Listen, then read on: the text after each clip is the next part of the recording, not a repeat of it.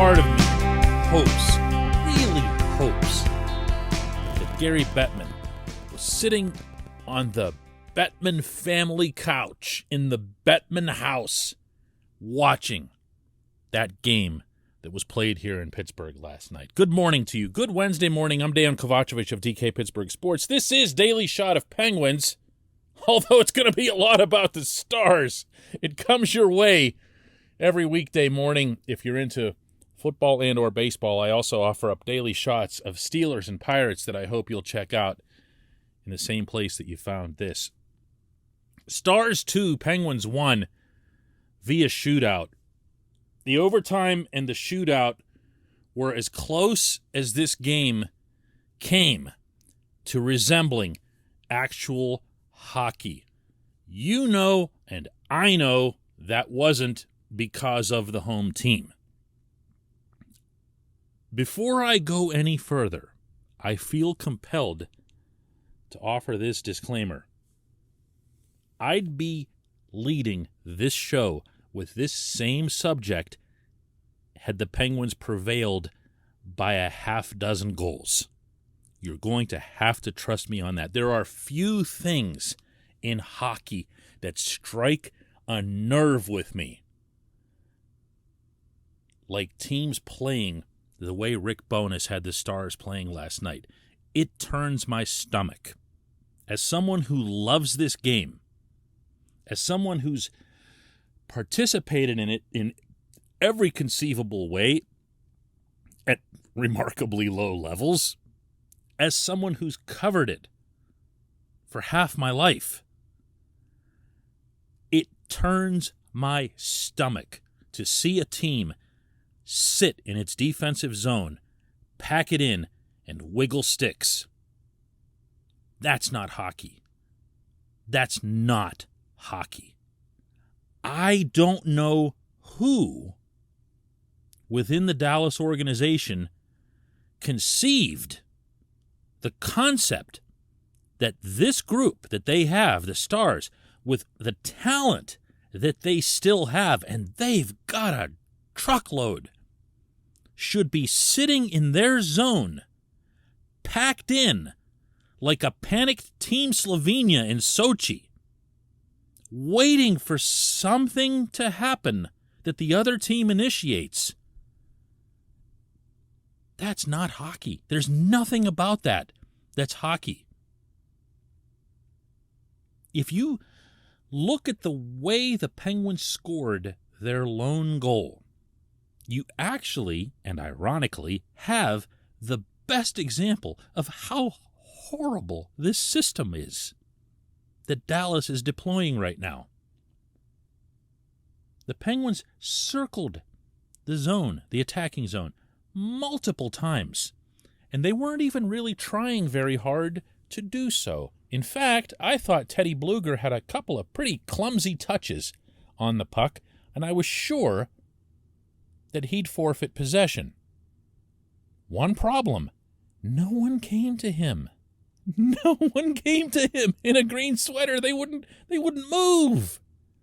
They were just standing there and waiting for him to do something.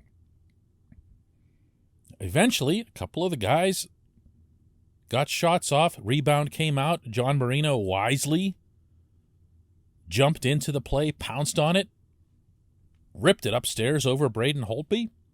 Game was tied 1-1. And even then, you kind of knew that'd be it. Which it was, of course, until the shootout. Awful, awful, awful to watch. And it's the kind of thing that if it becomes more commonplace, it's going to really set this sport back the way the Devils did in the mid-90s. It took a lockout and a complete restructuring of the labor agreement, salary cap, and the league trying to apologize to its fans for being gone for a year and a half by making sure that the game was exciting again to wipe away the New Jersey effect that happened at that time. I'm not suggesting that there's some fresh wave of this kind of crap hockey at hand.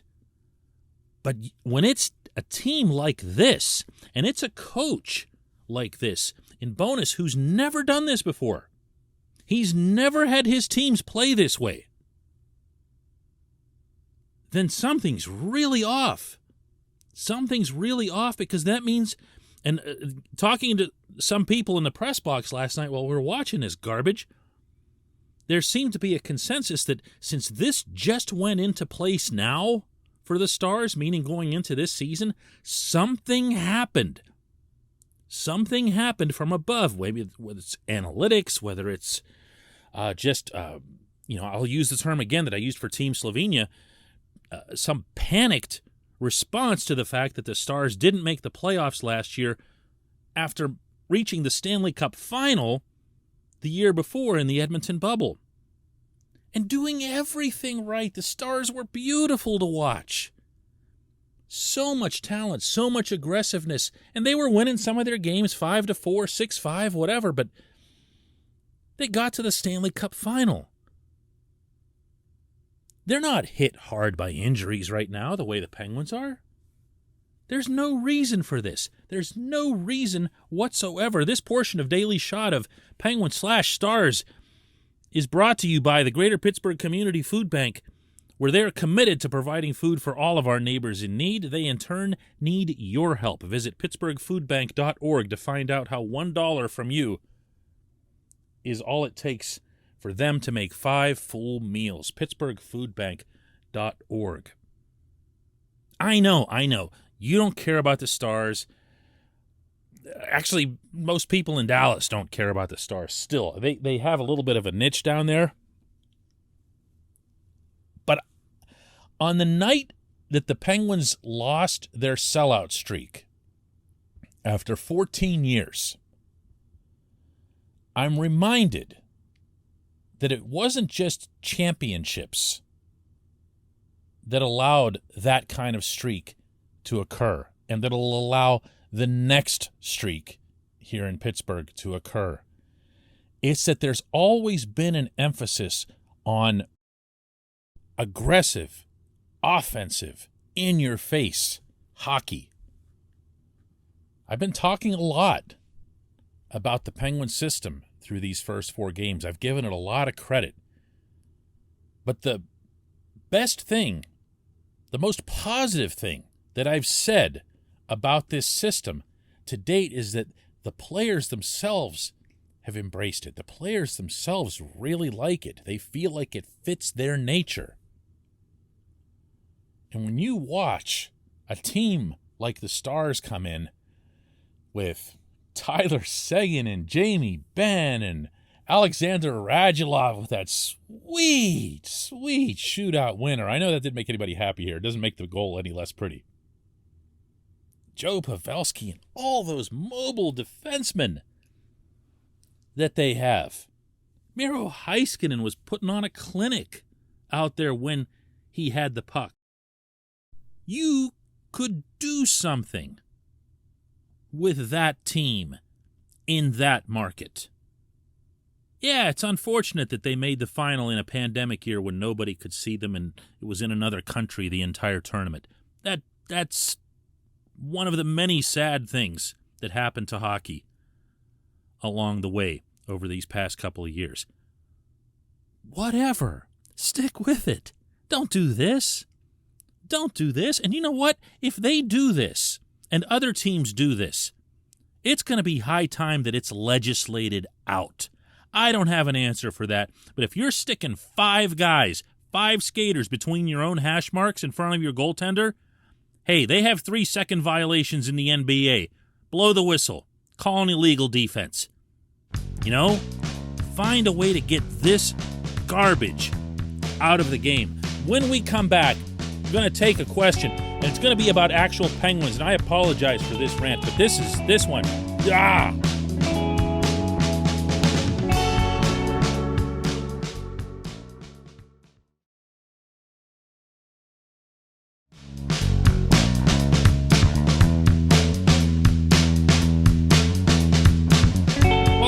it's time for Just One Question, and that's brought to you always on this program by Fubo TV. The monthly cost of cable is over $200. Fubo TV is just $65 a month to watch all the same channels, including AT&T Sportsnet Pittsburgh. And right now, Fubo TV is offering our listeners of this show a 7-day free trial and 15% off your first month. Just go to FuboTV.com/DK. One more time, it's FuboTV.com/DK. Our J1Q is a winner. Corey asks simply, is Jarry good again? Well, yeah. I mean, if you want to get technical about it, you've got a .935 save percentage and a 1.65 goals against through your 3 starts.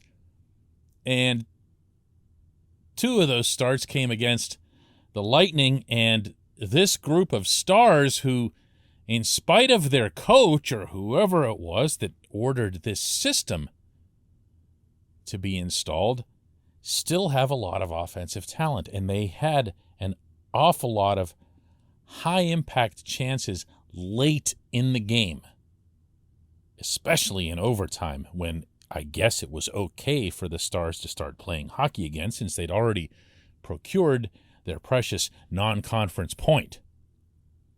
I will shut up about the Stars, I swear. Jarry was really, really good, okay? I'm not taking credit away at all. I thought he was sharp. I didn't like Dallas's only regulation goal, the one-timer by Michael Raffl, but only because of the way Jarry seemed to topple after it went by. And I know that sounds unfair, but that has something to do with mechanics. What you really wanted to see, there was a plain and simple double pad slide there, and it didn't happen. Raffl can let the puck go, though, and he did. He's been good at, well, pretty much just that since the Flyers brought him over from Austria. There's not much more to his game, but he can do that. But once you got into the later sequences and the one-timers, the 2-on-1s, one shot Heiskanen took through a Pavelski screen in front. Jarry worked his rear end off to make sure that he could see it, and he gobbled it up and made it look easy, and I'm sure it looked that way to most of the people in the crowd, but those are good saves. Here's what Mike Sullivan had to say afterward about Jarry's showing, and I'd pay attention to some of the wording here. I thought he had a strong game. You know, they had a number of pretty good scoring chances. They had a few in the third period. They had a couple of them in overtime, and I thought he made some big saves. You know, I think he's, I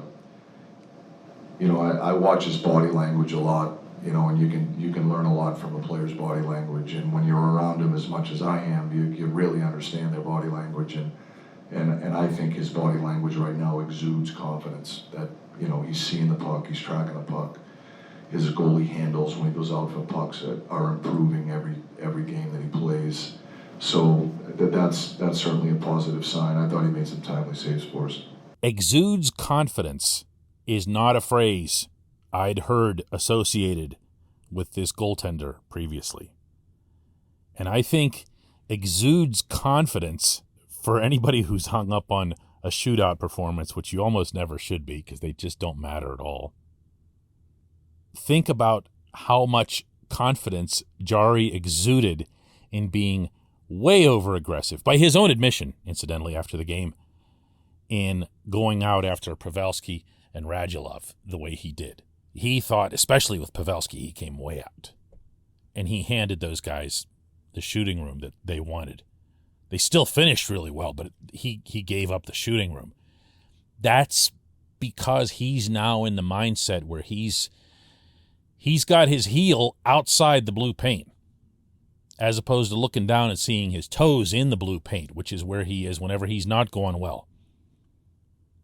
He's moving his head and neck a lot to make sure that he's maintaining vision of the puck at all times. It's keeping him sharper. These are active elements to his game that I haven't always seen. I've seen it occasionally. It's not like it's completely new, but I haven't always seen in his game. And that's been encouraging. It really has. So is Jarry good?